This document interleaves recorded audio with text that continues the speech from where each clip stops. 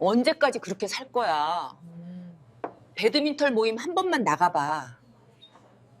남편 보내고 아이들 다 키우고 저는 3년을 혼자 견뎠습니다.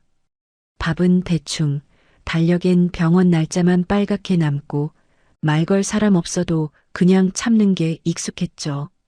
그래서 그 모임도 처음엔 부담스러워 몇 번이나 거절했습니다. 그런데 그날 모임에 딱 들어가자마자 옷태도 좋고 인기 많아 보이는 남자가 저한테만 유난히 친절했습니다. 제가 선을 그어도 그는 한 번 더 가까이 다가왔습니다. 그리고 결국 그렇게 말하더군요. 저 정희 씨를 좋아하게 됐어요. 그때부터 제 마음이 조금 열렸습니다. 하지만 이상했습니다. 정말 좋은 사람이라서 그랬던 걸까요? 아니면 제가 혼자인 걸 알아서였을까요? 오늘 제 이야기를 끝까지 들어주시면 제가 왜 재혼을 선택했는지 6개월 만에 제 삶이 어떻게 뒤틀렸는지 알게 되실 겁니다. 그리고 어느 지역에서 시청하고 계신지 댓글 한 번씩만 남겨주세요. 여러분의 이야기도 듣고 싶습니다. 그럼 지금부터 제 이야기를 있는 그대로 들려드릴게요. 저는 윤정희, 올해 64입니다. 남편을 보낸 지 3년이 지났어요.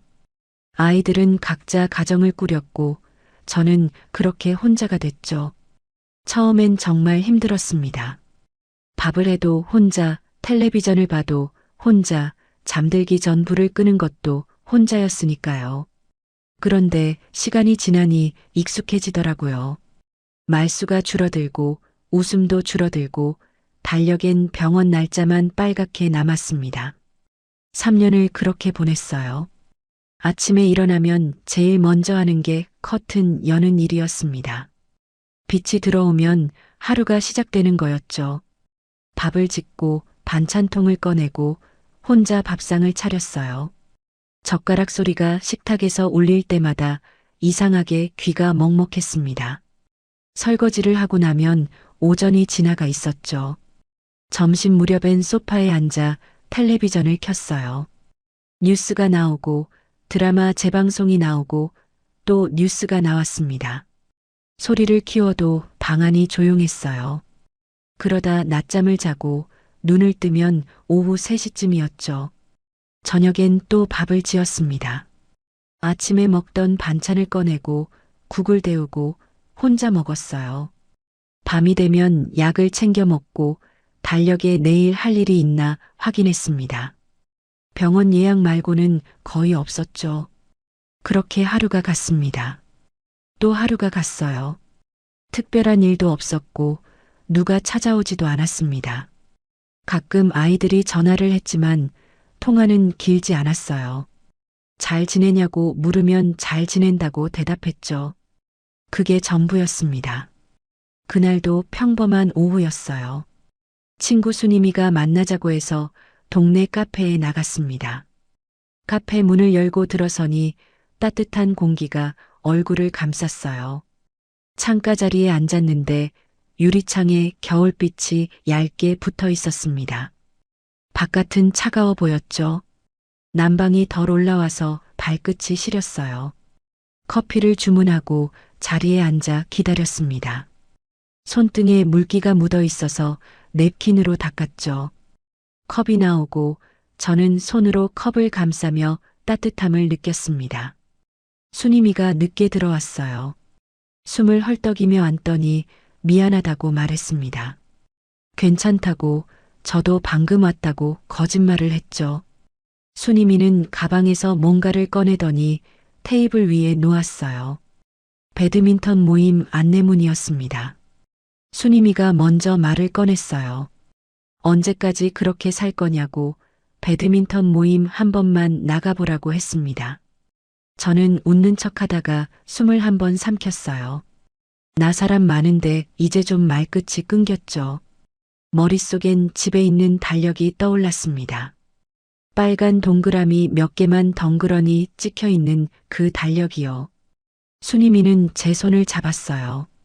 혼자 있으면 더 외롭다고, 사람들 만나면 기분도 나아진다고 말했습니다. 저는 고개를 끄덕였지만 마음속으론 자신이 없었어요. 사람 많은 데 가면 뭘 해야 할지 모르겠더라고요. 그때 카페 형광등이 한번 지직 소리를 냈습니다. 저는 그 소리에 괜히 놀라 컵을 내려놓았어요. 커피가 조금 흘렀죠. 냅킨으로 닦으면서 수님이 얼굴을 봤습니다. 수님이는 진심으로 걱정하는 표정이었어요. 한 번만 나가보라고, 정 안 맞으면 안 나가면 된다고 말했습니다. 저는 그래, 한 번만 나가볼게, 그렇게 대답했어요. 집에 돌아와 안내문을 식탁 위에 놓고 한참을 봤습니다. 모임 시간, 장소, 준비물 글자들이 눈에 들어왔다 나갔다 했어요. 라켓은 대여 가능하다고 적혀 있었죠. 며칠이 지났습니다. 모임 당일 아침, 저는 평소보다 일찍 일어났어요. 옷장을 열고 뭘 입을까 고민했습니다. 운동복이 있긴 했는데 오래돼서 색이 바랬죠.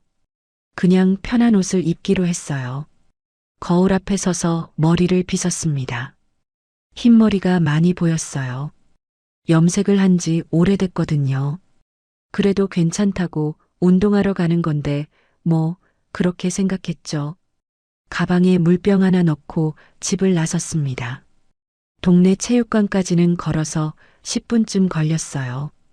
가는 길에 마음이 자꾸 무거워졌습니다. 발걸음도 느려졌죠.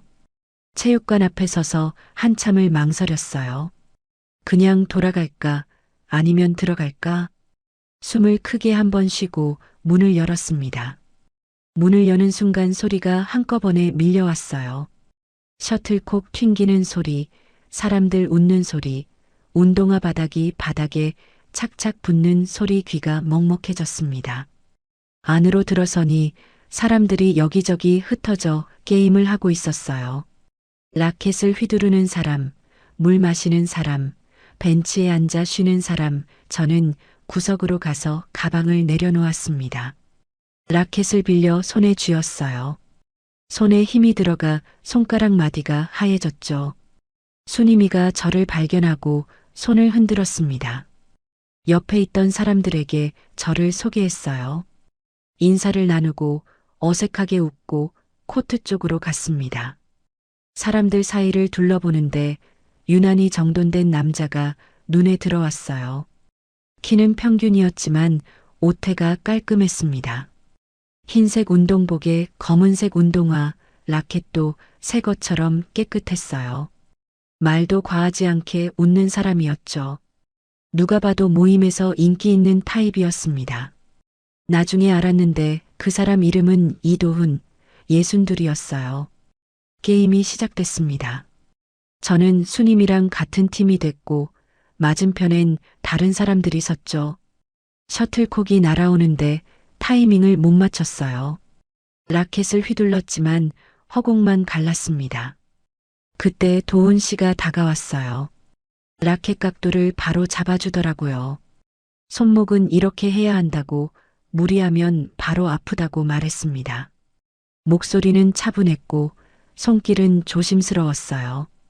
저는 한 발 뒤로 물러났습니다. 친절이 너무 빠르니까 오히려 경계심이 먼저 올라왔죠. 고맙다고 말하고 다시 게임에 집중했어요.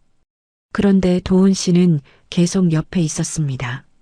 셔틀콕이 제 쪽으로 오면 어떻게 받아야 하는지 알려줬고 실수를 해도 괜찮다고 격려했죠. 쉬는 시간이 됐어요. 벤치에 앉아 물을 마시는데 도훈 씨가 옆에 앉았습니다. 처음이라 힘들었겠다고 천천히 익숙해지면 된다고 말했어요. 저는 고개만 끄덕였습니다. 다른 사람들이 그 모습을 보고 있었어요. 누군가는 웃으며 뭐라 말했지만 잘 안 들렸죠.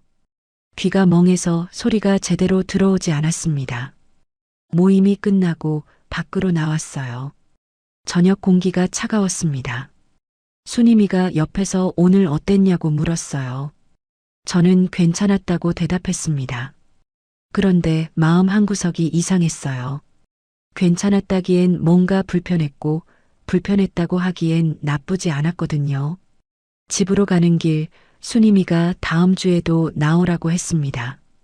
저는 생각해 볼게 그렇게 말했죠. 집 현관문을 열고 들어갔습니다. 코트를 벗어 옷걸이에 걸고 신발을 벗었어요. 문을 잠그는 소리가 평소보다 크게 들렸습니다. 왜 그런지 모르겠지만 오늘따라 소리가 선명했어요. 부엌으로 가서 싱크대 앞에 섰습니다. 냉장고를 열고 반찬통 하나를 꺼냈죠. 밥을 대충 말아 먹었어요. 젓가락 소리가 유난히 크게 울렸습니다. 그런데 밥을 먹는데도 마음은 체육관에 남아 있었어요. 도훈 씨가 라켓 각도를 잡아주던 손길, 괜찮다고 말하던 목소리, 옆에 앉아 물을 건네던 모습 머릿속에서 계속 맴돌았습니다. 왜 하필 나한테만 저렇게 친절하지? 그 질문이 계속 떠올랐어요. 저는 설거지를 하고 거실로 갔습니다. 소파에 앉아 달력을 펼쳤어요. 다음 모임 날짜를 찾아 펜을 들었습니다. 빨간 동그라미를 그으려다 멈췄어요. 내가 괜히 오해한 걸까? 아니면 뭔가 시작된 걸까? 펜 끝이 종이 위에서 멈춰 있었습니다.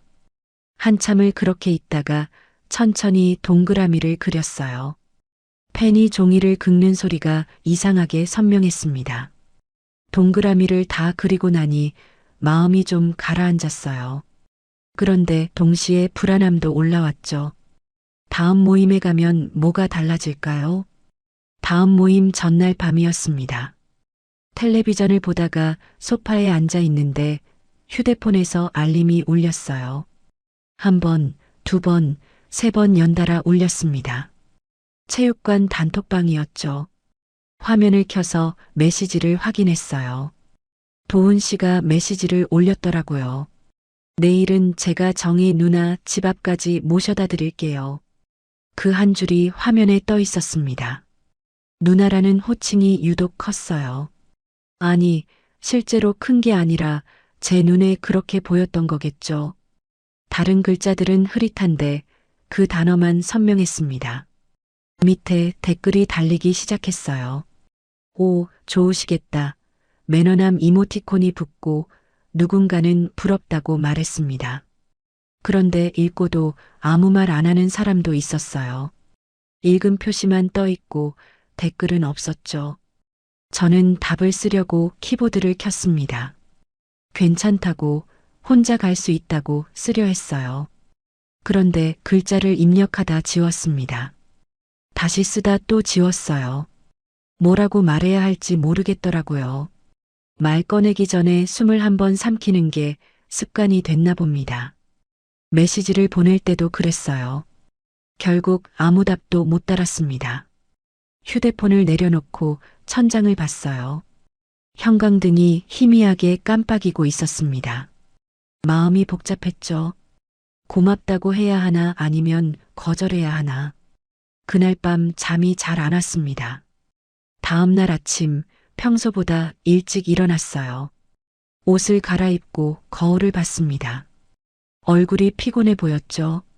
물로 세수를 하고 머리를 빗고 가방을 챙겼어요. 집을 나서려는데 휴대폰이 울렸습니다. 도훈 씨였어요. 10분 뒤에 도착한다고 문자가 왔더라고요. 저는 현관에 서서 신발을 신었습니다. 코트를 입고 가방을 메고 문을 열었어요. 복도로 나와 엘리베이터를 기다렸죠. 밖으로 나가니 도훈 씨 차가 보였습니다. 차 문을 열고 타려는데 도훈 씨가 먼저 내려서 문을 열어줬어요. 저는 고맙다고 말하고 탔습니다. 안전벨트를 매는데 손이 떨렸죠. 차가 출발했어요.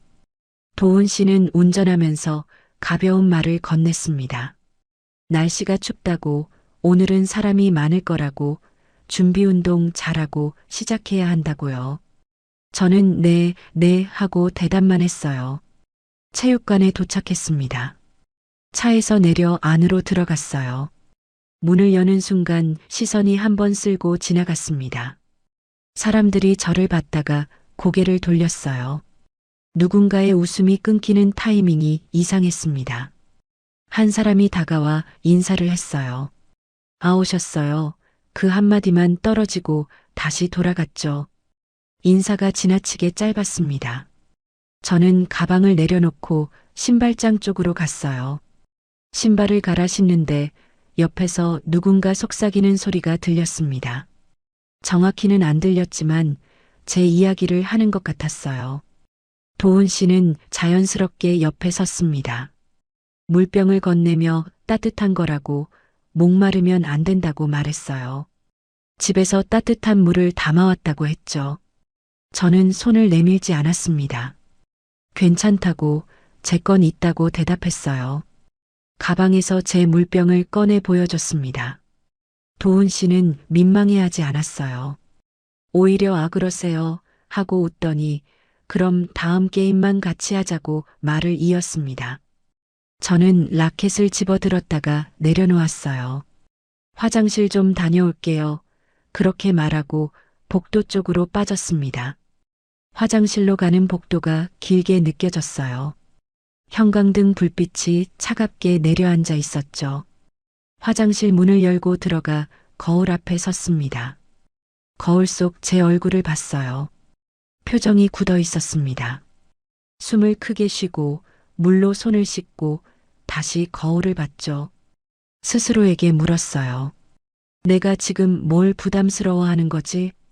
대답은 나오지 않았습니다. 화장실 문을 열고 나왔어요. 복도에 사람 몇 명이 서 있었습니다. 제가 나오자 대화가 뚝 끊겼어요. 누군가는 휴대폰을 보는 척했고 누군가는 그냥 고개를 돌렸죠. 저는 아무 말 없이 코트로 돌아갔습니다. 게임이 시작됐어요. 순이미가 옆에서 괜찮냐고 물었습니다. 저는 고개를 끄덕였어요. 괜찮다고 긴장했을 뿐이라고 대답했죠. 그런데 게임을 제대로 하지 못했습니다. 셔틀콕이 날아와도 타이밍이 맞지 않았어요. 라켓을 휘둘러도 허공만 갈랐죠. 집중이 안 됐습니다. 도훈 씨는 옆에서 계속 격려했어요. 괜찮다고 천천히 하면 된다고 호흡을 맞추자고 말했습니다. 그 말이 더 부담스러웠어요. 쉬는 시간에 벤치에 앉았습니다. 물을 마시는데 목이 잘 넘어가지 않았어요. 순이미가 다가와 괜찮냐고 또 물었습니다. 저는 괜찮다고 그냥 좀 피곤한 것 같다고 말했죠. 순이미는 오늘 일찍 들어가도 된다고 무리하지 말라고 했어요. 모임이 끝났습니다. 밖으로 나오니 저녁 공기가 차가웠어요. 도훈 씨가 바래다 준다고 했습니다. 저는 괜찮다고 혼자 갈 거라고 말했죠. 그런데 도훈 씨는 차 쪽으로 걸어갔어요. 저도 따라갔습니다. 거절하기가 어려웠거든요. 차를 타고 집으로 가는 길, 도훈 씨가 말을 건넸어요. 오늘 많이 힘들어 보였다고, 사람들 눈치 보지 말라고, 편하게 다니면 된다고 했습니다. 저는 네 하고 대답만 했어요. 집 앞에 도착했습니다. 차에서 내리려는데 도훈 씨가 함께 내렸어요. 현관 앞까지 따라왔죠. 저는 문 앞에서 딱 멈췄습니다. 여기까지만 괜찮다고 혼자 들어갈 수 있다고 말했어요. 목소리가 평소보다 낮게 나왔습니다. 도훈 씨는 한 발 물러서며 웃었어요. 불편하면 멈출 거라고 대신 모임은 계속 나오라고 말했습니다. 제가 있어야 재밌다고 다들 좋아한다고 덧붙였죠. 저는 고개만 끄덕였어요. 도훈 씨가 돌아가고 저는 문을 열고 들어갔습니다. 문을 닫고 잠금 장치를 확인했어요. 한 번, 두 번 찰칵 소리가 오늘따라 길게 남았습니다. 코트를 벗어 걸고 신발을 벗고 거실로 갔어요. 소파에 앉아 한참을 가만히 있었습니다. 숨소리만 들렸죠. 가슴이 답답했어요. 그날 밤 순이미한테 전화가 왔습니다. 오늘 힘들었냐고 모임 나오기 부담스러우면 쉬어도 된다고 말했어요. 그런데 곧바로 이렇게 덧붙였죠. 3년을 혼자였잖아. 한 번만 더 나가자. 저는 그래 한 번만 하고 스스로를 설득해버렸어요. 전화를 끊고 달력을 펼쳤습니다. 다음 모임 날짜를 찾아 펜을 들었어요. 빨간 동그라미를 그었습니다. 펜이 종이를 누르는 힘이 평소보다 셌죠. 동그라미가 완성됐습니다. 그 동그라미를 보며 생각했어요. 이게 뭘 의미하는지, 왜 제가 계속 여기 가려고 하는지. 그땐 몰랐습니다. 이게 시작인지 아니면 이미 한참 지나온 길인지. 다음 모임 날 저는 일부러 늦게 갔습니다. 사람들이 다 모인 뒤에 들어가면 눈에 덜 띌 거라고 생각했어요. 체육관 문을 열고 들어갔는데 이미 게임이 시작되고 있었습니다. 셔틀콕 소리가 경쾌하게 울렸죠. 저는 벽 쪽에 붙어 가방을 내려놓았어요. 라켓을 꺼내 손에 쥐고 스트링만 만지작거렸습니다. 줄이 팽팽하게 당겨져 있었어요. 손가락으로 튕겨보니 탱 소리가 났죠. 코트를 보니 도훈 씨가 보였습니다. 그런데 이상했어요. 이번엔 제 쪽을 보지 않았습니다. 다른 사람들과만 가볍게 웃고 게임에 집중하고 제 앞을 스쳐 지나갈 때도 눈길조차 주지 않았어요. 처음엔 안도감이 들었습니다. 다행이다. 이제 부담스럽지 않겠다. 그런 생각이 들었죠. 그런데 시간이 지나니 묘하게 마음이 흔들렸어요. 내가 착각했나? 그 생각이 자꾸 올라왔습니다. 도훈 씨가 관심 없는 게 오히려 더 쓰렸어요. 왜 그랬는지 모르겠습니다. 부담스러웠으면서도 관심이 사라지니 섭섭했던 거예요. 게임이 계속됐습니다. 저는 벽에 기대서서 사람들을 봤어요. 도훈 씨는 여전히 인기가 많았습니다. 누군가 실수를 하면 괜찮다고 격려하고 쉬는 시간엔 물을 나눠주고 농담도 적당히 던졌죠. 그런데 제게는 한 번도 눈길을 주지 않았어요. 순임이가 다가와 왜 게임 안 하냐고 물었습니다. 저는 몸이 좀 안 좋다고 오늘은 그냥 보기만 하겠다고 대답했어요. 순임이는 고개를 끄덕이고 다시 코트로 들어갔죠. 셔틀콕 소리 사이로 제 숨소리가 가빠졌습니다. 가슴이 답답했어요. 이유를 알 수 없는 답답함이었죠. 저는 라켓을 가방에 넣고 밖으로 나갔습니다. 체육관 밖 공기가 차가웠어요. 벤치에 앉아 숨을 고르고 있는데 뒤에서 문 여는 소리가 들렸습니다. 고개를 돌려보니 도훈 씨였어요. 도훈 씨는 조용히 걸어와 벤치 옆에 섰습니다. 손을 주머니에 넣은 채 하늘을 보더니 입을 열었어요. 목소리는 평소보다 낮았습니다. 저 좋아하게 됐어요. 그 한마디가 공기 속에 떨어졌습니다. 저는 웃지도 울지도 못했어요. 눈이 먼저 깜빡이고 목이 한번 꿀꺽 울렸습니다. 뭐라고 대답해야 할지 몰랐죠. 도훈 씨가 덧붙였어요. 모임에서만이에요. 부담 주고 싶진 않아요. 저는 고개를 천천히 들어 도훈 씨를 봤습니다. 도훈 씨는 여전히 하늘을 보고 있었어요. 표정은 담담했죠. 저는 입술을 한번 깨물고 말했습니다. 저는 아직 그런 거 못해요. 목소리가 떨렸어요. 손도 떨렸죠. 도훈 씨는 고개를 끄덕였습니다. 알아요. 그냥 제 마음만 전하고 싶었어요. 그리고 다시 체육관 안으로 들어갔습니다. 문이 닫히고 저는 벤치에 혼자 남았어요. 한참을 그렇게 앉아 있었습니다. 차가운 바람이 불었고 나뭇가지가 흔들렸습니다. 저는 가슴에 손을 얹고 심장 소리를 느꼈어요. 빠르게 뛰고 있었죠. 집에 돌아와서도 마음이 가라앉지 않았습니다. 현관문을 열고 들어가 불을 켰어요. 거실이 환하게 밝아졌죠. 코트를 벗어걸고 가방을 내려놓고 부엌으로 갔습니다. 물을 마시는데 손이 떨려 컵을 제대로 잡지 못했어요. 싱크대에 기대서서 창밖을 봤습니다. 어두운 하늘에 별이 몇 개 보였어요.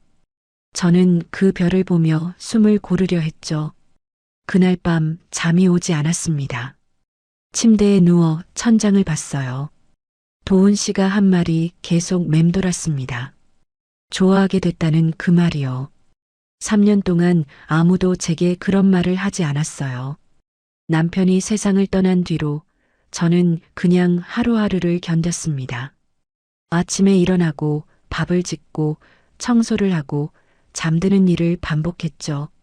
누군가 저를 좋아한다는 생각 자체를 해본 적이 없었어요. 그런데 오늘 그 말을 들었습니다. 마음이 복잡했어요. 기쁘기도 하고 무섭기도 하고 혼란스럽기도 했습니다. 다음 날 아침 평소처럼 일어났어요. 커튼을 열고 창문을 봤습니다. 햇빛이 들어왔죠. 부엌으로 가서 밥을 지었어요. 국을 끓이고 반찬을 꺼내고 혼자 밥상을 차렸습니다. 밥을 먹는데 맛이 이상했어요. 평소와 같은 반찬인데 다르게 느껴졌죠. 설거지를 하고 거실로 갔습니다. 달력이 벽에 걸려 있었어요. 저는 달력을 펼쳐 다음 모임 날짜를 봤습니다. 펜을 들어 빨간 동그라미를 그었어요. 펜 끝이 종이를 긁는 소리가 이상하게 선명했습니다. 그 선명함이 마음의 균열처럼 느껴졌어요. 며칠이 지났습니다. 집안 청소를 하고 빨래를 하고 장을 봤어요. 평소와 같은 일상이었죠.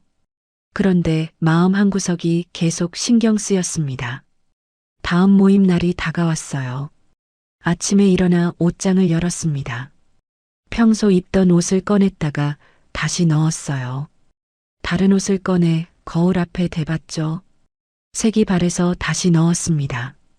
결국 평소 입던 옷을 입었어요. 거울을 보니 머리가 산발이었습니다. 빗으로 정리하고 물로 손을 적셔 눌렀죠. 그래도 여기저기 튀어나왔어요. 체육관에 도착했습니다. 문을 열고 들어가니 사람들이 보였어요. 도훈 씨도 있었습니다. 저와 눈이 마주쳤죠. 도훈 씨는 가볍게 고개를 끄덕였어요. 저도 끄덕였습니다. 그날 모임은 평소와 같았어요. 게임을 하고 쉬고 또 게임을 했습니다. 도훈 씨는 제게 특별히 다가오지 않았어요. 다른 사람들과 똑같이 대했죠. 그게 오히려 편했습니다. 모임이 끝나고 집으로 가는 길 순임이가 물었어요. 요즘 괜찮냐고요? 저는 괜찮다고 대답했습니다. 순임이는 표정이 좀 밝아진 것 같다고 말했어요. 저도 그런가 하고 웃었죠. 집에 돌아와 약통을 정리하다 말고 멈췄습니다. 거실 선반에 남편 영정 사진이 있던 자리를 봤어요. 지금은 작은 화분이 놓여 있었습니다. 언제 바꿨는지 기억도 안 났죠. 저는 화분 앞에 서서 속으로 말했습니다. 나도 한 번쯤은 괜찮아져도 되지? 대답은 없었어요. 다만 화분의 잎이 바람에 살짝 흔들렸습니다. 그날 밤 달력을 다시 펼쳤어요. 다음 모임 날짜에 빨간 동그라미가 그려져 있었습니다. 저는 그 동그라미를 보며 생각했어요. 이제 무서운 게 아니라 기대되기 시작했습니다. 어느 날 도훈 씨가 전시회에 가자고 했어요. 모임이 끝난 뒤 조용히 제게 다가와 물었습니다. 이번 주말에 시간 있냐고 문화센터에서 그림 전시를 한다고 했죠. 저는 잠깐 망설였어요. 그런데 거절할 이유를 찾지 못했습니다. 좋아요. 그렇게 대답했어요. 주말이 됐습니다. 약속 시간보다 일찍 나갔어요. 문화센터 앞에서 기다리는데 손이 떨렸습니다. 가방 끈을 만지작거리다 도훈 씨가 오는 게 보였죠. 도훈 씨는 평소와 다르게 정장을 입고 있었어요. 넥타이는 안 맸지만 깔끔했습니다. 함께 전시장 안으로 들어갔어요. 전시장은 조용했습니다. 사람이 많지 않았죠. 발소리가 낮게 울렸어요. 벽에 그림들이 걸려 있었고 조명이 그림을 비추고 있었습니다. 도훈 씨는 그림 앞에서 설명을 해줬어요. 이 그림은 어떤 화가가 그렸고 어떤 의미가 있고 색감이 어떻고 차분한 목소리로 말했습니다. 저는 그림보다 도훈 씨 목소리에 더 집중하고 있었어요. 한 그림 앞에서 오래 섰습니다. 바다 그림이었어요. 파도가 치고 하늘은 어둡고 배 한 척이 멀리 보였죠. 도훈 씨가 물었어요. 어떤 느낌이 드냐고요. 저는 쓸쓸하다고 대답했습니다. 도훈 씨는 고개를 끄덕였어요. 저도 그렇게 느꼈다고 혼자 남겨진 느낌이라고 말했죠. 전시를 다 보고 밖으로 나왔습니다. 근처 카페로 갔어요. 커피를 주문하고 창가 자리에 앉았습니다. 도훈 씨는 오늘 즐거웠다고 말했어요. 저도 즐거웠다고 대답했습니다. 그리고 정말 그랬어요. 오랜만에 웃었습니다. 집에 돌아오는 길, 도훈 씨가 말했어요. 다음엔 사람 많은 데 말고 조용한 데만 가요. 저는 그래요 라고 대답했습니다. 왜 조용한 데만인지 묻지 않았어요. 의문은 삼키고 공감만 내놓았죠. 그 뒤로 자주 만났습니다. 전시회도 가고 공원도 걷고 카페도 갔어요. 도훈 씨는 항상 조용한 곳을 골랐습니다. 사람 많은 곳은 피했죠. 저는 그게 배려라고 생각했어요. 제가 사람 많은 걸 부담스러워하니까 그런 곳을 피하는 거라고요. 고마웠습니다. 몇 달이 지났어요. 어느 날 도훈 씨가 서류 봉투를 들고 왔습니다. 카페에서 만났는데 봉투를 테이블 위에 놓더니 말했어요. 절차가 복잡한 건 싫다고요. 저는 봉투를 받으며 손끝이 차가워졌습니다. 뭐냐고 물었죠. 도훈 씨는 혼인신고 서류라고 대답했어요. 우리 이제 결혼하면 좋겠다고 말했습니다. 저는 봉투를 내려다봤어요. 갑작스럽다는 생각이 들었습니다. 그런데 거절할 이유도 찾지 못했죠. 도훈 씨는 좋은 사람이었고 저를 잘 대해줬고 함께 있으면 외롭지 않았어요. 생각해 볼게요. 그렇게 말했습니다. 도훈 씨는 천천히 생각하라고 했어요. 그런데 며칠 뒤 또 물었습니다. 생각해 봤냐고요? 저는 결국 네 라고 대답했습니다. 혼인신고를 하고 함께 살기 시작했어요. 도훈 씨 집으로 이사했습니다. 제 집보다 컸어요. 방도 2개고 거실도 넓었죠. 짐을 풀면서 이제 혼자가 아니라는 생각이 들었어요. 첫날 밤 낯선 침대에 누웠습니다. 옆에 도훈 씨가 있었어요. 숨소리가 들렸죠. 저는 잠이 잘 오지 않았습니다. 천장을 보다 눈을 감았어요. 다음 날 아침 새벽에 자동으로 일어났습니다. 평소 습관대로 부엌으로 가려는데 발소리를 줄였어요. 도훈 씨가 깰까 봐요. 조심조심 걸었습니다. 부엌에서 밥을 지었어요. 국을 끓이고 반찬을 꺼내고 밥상을 차렸죠. 도훈 씨가 일어나 부엌으로 왔습니다. 아침 준비 다 했다며 웃었어요. 저는 당연하다고 말했습니다. 도훈 씨는 괜찮다고 자기가 할 수도 있다고 말했죠. 같이 살면 같이 하는 거라고요. 그 말이 좋았어요. 처음 몇 주는 그랬습니다. 도훈 씨는 다정했어요. 설거지도 같이 하고 청소도 도와주고 장도 같이 봤습니다. 괜찮아, 내가 할게. 그런 말도 자주 했죠. 그런데 어느 순간부터 말이 바뀌기 시작했어요. 배드민턴 모임 날이었습니다. 준비를 하고 나가려는데 도훈 씨가 물었어요. 오늘 꼭 가야 하냐고요. 저는 모임 날이라고 대답했습니다. 도훈 씨는 오늘은 나가지 말고 집에 있으면 안 되냐고 말했어요. 왜냐고 물었죠. 도훈 씨는 그냥 함께 있고 싶다고 했습니다. 저는 다음 주에 같이 있자고 말하고 나갔어요. 모임에서 돌아왔는데 도훈 씨 표정이 안 좋았습니다. 말은 안 했지만 기분이 상한 게 느껴졌죠. 다음 모임 날도 똑같았어요. 굳이 가야 하냐는 말을 또 들었습니다. 이번엔 배드민턴을 굳이 계속 나갈 필요 있냐고 물었어요. 저는 좋아하는 거라고 대답했습니다. 도훈 씨는 집에서도 충분히 재밌게 지낼 수 있다고 말했죠. 그날도 나갔어요. 그런데 모임에서 마음이 불편했습니다. 게임을 해도 집중이 안 됐어요. 도훈 씨 얼굴이 자꾸 떠올랐죠. 집에 돌아오니 도훈 씨는 소파에 앉아 있었습니다. 텔레비전을 보고 있었는데 저를 보자 끄더라고요. 아무 말도 하지 않았어요. 그냥 방으로 들어갔습니다. 다음 모임 날 저는 나가지 않았습니다. 도훈 씨에게 오늘은 집에 있겠다고 말했어요. 도훈 씨는 좋다고 같이 저녁 준비하자고 말했죠. 그날부터 모임에 나가지 않았습니다. 라켓을 바라보다가 조용히 벽장 안쪽으로 밀어 넣었어요. 라켓이 벽장벽에 툭 부딪히는 소리가 났습니다. 그 소리가 제 바깥 세계가 접히는 소리처럼 들렸어요. 수님이한테 전화가 왔습니다. 요즘 왜 안 나오냐고, 무슨 일 있냐고 물었어요. 저는 괜찮다고 그냥 좀 쉬는 거라고 대답했습니다. 수님이는 결혼하고 달라진 것 같다고 말했어요. 저는 아니라고 했습니다. 그런데 목소리에 힘이 없었죠. 전화를 끊고 거실로 갔어요. 도훈 씨는 소파에 앉아 자기 옷 온라인 장바구니를 보고 있었습니다. 저는 부엌에서 설거지를 했어요. 물소리가 싱크대에서 울렸습니다.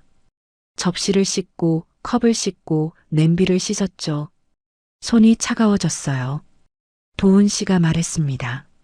그 반찬통 이제 사지 말죠. 집에 있는 걸로 하면 되잖아요. 저는 대답하지 않았어요. 물을 잠그고 손을 닦았습니다.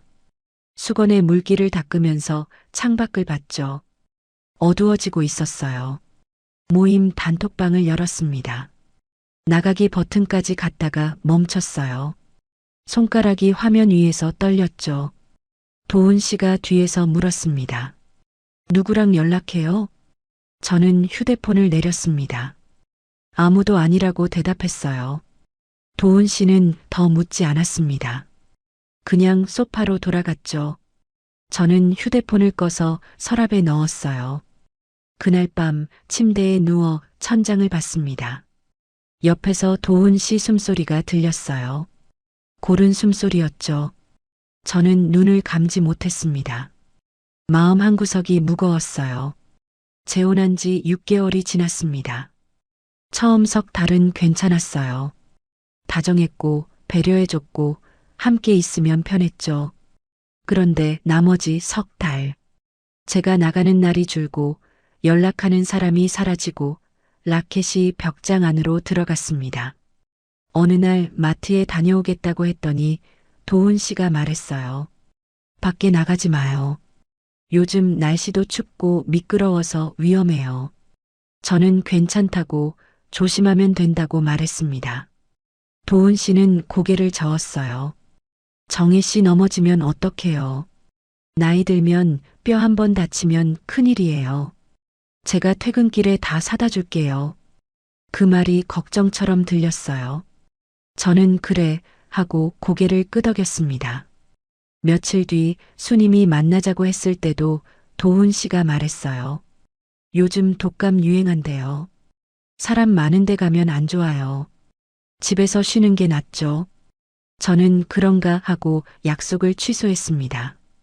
또 며칠 뒤 병원 가려는데 도훈 씨가 말했어요. 제가 같이 갈게요. 혼자 가면 헷갈릴 수도 있잖아요. 저는 아니라고 혼자 갈 수 있다고 말했습니다. 도훈 씨는 웃으며 말했어요.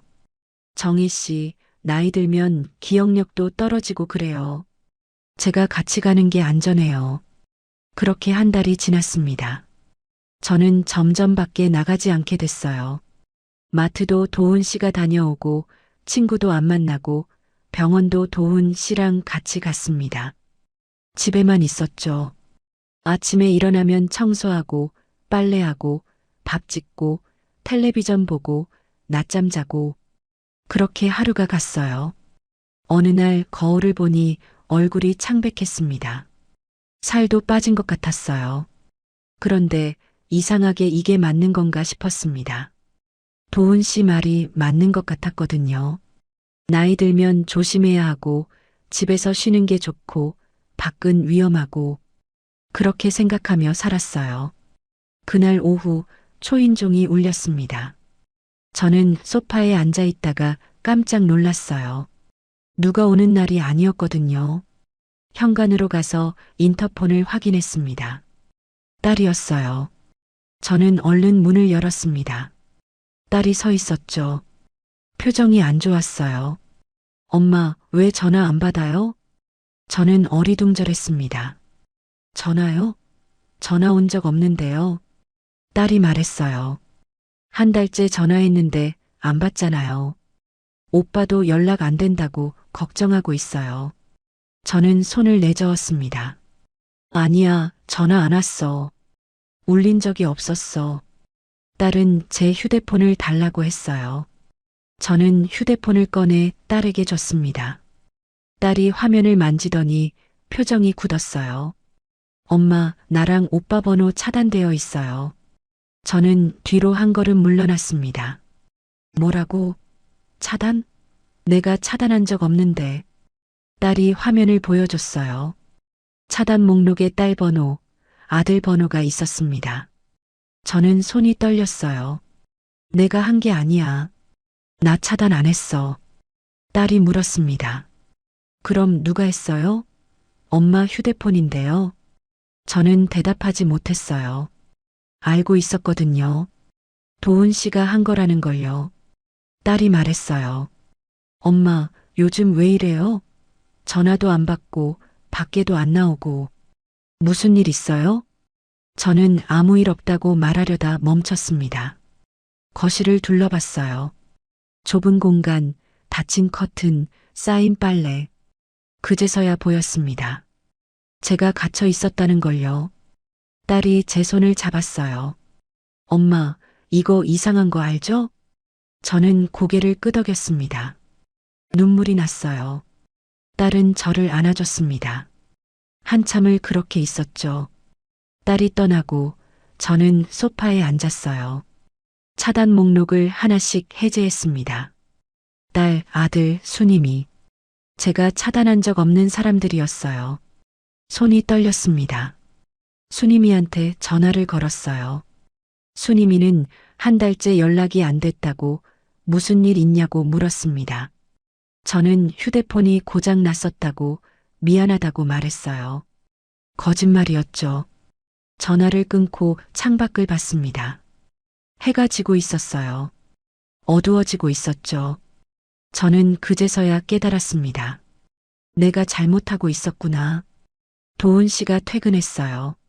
저는 부엌에서 저녁을 차리고 있었습니다. 도훈 씨는 코트를 벗으며 말했어요. 오늘 마트에서 과일 사왔어요. 정혜 씨 좋아하는 거예요.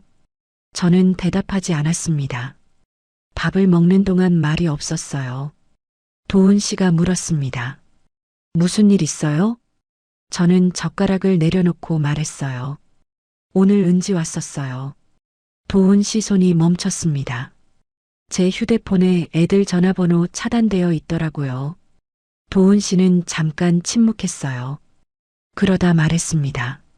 자꾸 전화 와서 정희 씨 힘들어 보여서요. 쉬라고 한 거예요.